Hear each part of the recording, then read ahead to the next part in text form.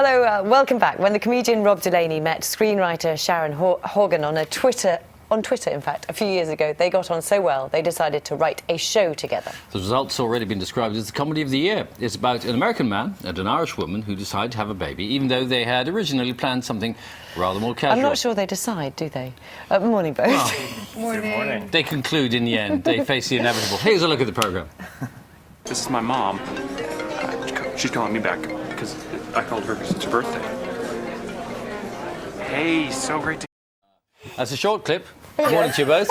Because it's one of the very few that we could play at this time of day, because it's an adult comedy. It is, but I'm trying to remember what came next there. I'm not sure it was too bad at all. I don't know. I don't think we have a very low threshold, to be honest with you. Yes, yes. But it is very funny, but it's very Channel 4, so to speak, isn't it, really? If that means chock-a-block with filth. Tell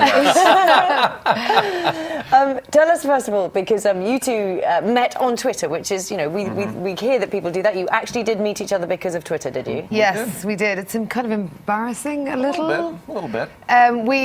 Rob contacted me on Twitter, and then we had a sort of a blind date, just to see how we get on. This happens. This happens now, apparently. Have you ever done it? Are you on Twitter? You're on Twitter. I'm on Twitter, but I've not had a blind date.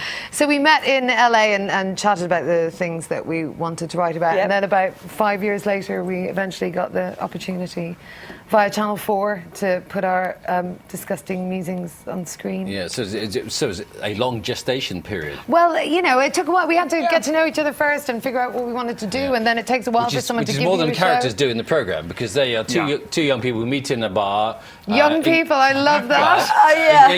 Engage in a what we describe as a robust physical relationship, for which there are biological consequences. Absolutely. And that is sort of the premise for it. But it is...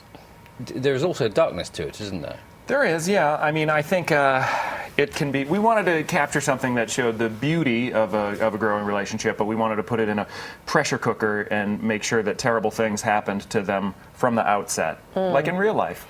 Yeah, no, it is. I mean, you can imagine this sort of thing might happen. You stayed with your own names. Was there a reason why you did that? It started off just pure laziness, right? We started writing it, and the easiest thing, instead of trying to think up, a ridiculous Henry, I'm Sarah. We went with our own names, and then we found it easier to write because we were taking so much from our real lives, and we wanted, the talking to sound like actual real talking, and then by the time we went to hand it in, we better change these names, and Channel 4 went, no, we like so you have to ask then, Rob, is this true to your real life?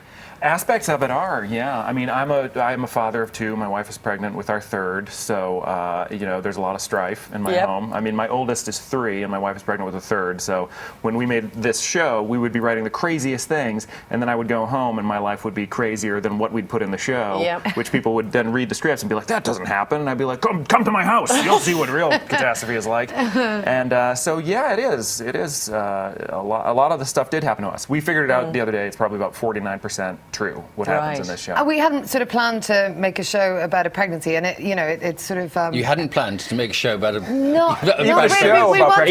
just happened. We wanted to make a show about a relationship, a sort of real warts and all relationship, and then we figured that we had 3 sort of fairly hardcore pregnancies, 5 between us, and that there might be something there, to talk about. And of course it stars a transatlantic relationship which has its own complications as well. It begins that way, but once we find out that she's been stricken with pregnancy, I decide to come over and help out. Part of the show is we're not 22 years old, so a pregnancy has, higher consequences, it's higher stakes when you're older. So I decided to come over and quote, do the right thing. But as soon as we decide to make a good decision together, we're rewarded by fate with just horror after calamity after nightmare. Yeah, and you have some lovely supporting actors, Ashley Jensen and the legendary Carrie Fisher. I know. We still can't kind of believe it. We were watching it at a screening the other night. She came on screen and we were like, what the hell? What is Carrie Fisher doing in our show? Well, how did she get in there? I mean, how did you We just asked her. The old-fashioned way. I mean, well, we saw her give it.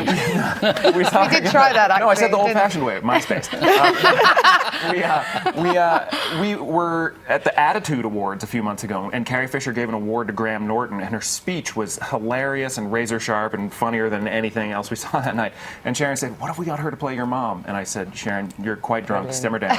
And but then we sent her the scripts and we sent her the pilot, and she said she wanted to do it. So some of the comedy comes from the sort of the clash, doesn't it, between Americans and sort of, I don't know what, English humour as well, which is sort of brilliant, isn't it?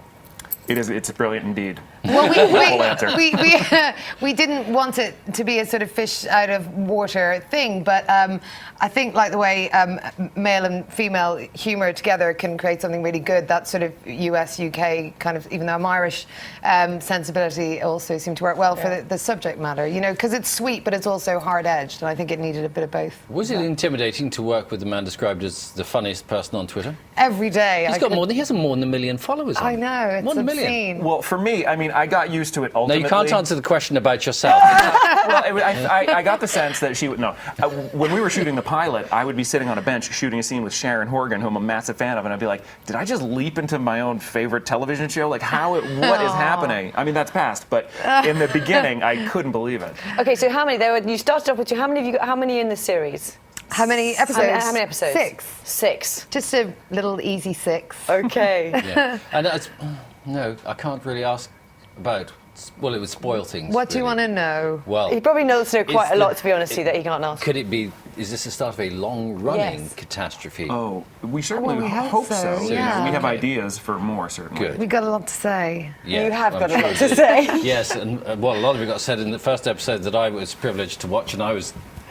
Well, my eyes are wide open just thinking about it. Oh, I'm glad we educated you. You certainly It did makes about me one or happy. two things. Thank you very much. Thank you both very much. Very good luck with it. I thought it was very funny. You can see Catastrophe next Monday, 10 o'clock on Channel 4. Yes, it's on 10 o'clock adult for a reason. situations and language from the very beginning, really. Charlie and Nagger will be here tomorrow from 6 when everything will be nice and in order. Yes, good luck in the weather. Thanks very much for watching. Have a lovely day. Bye-bye.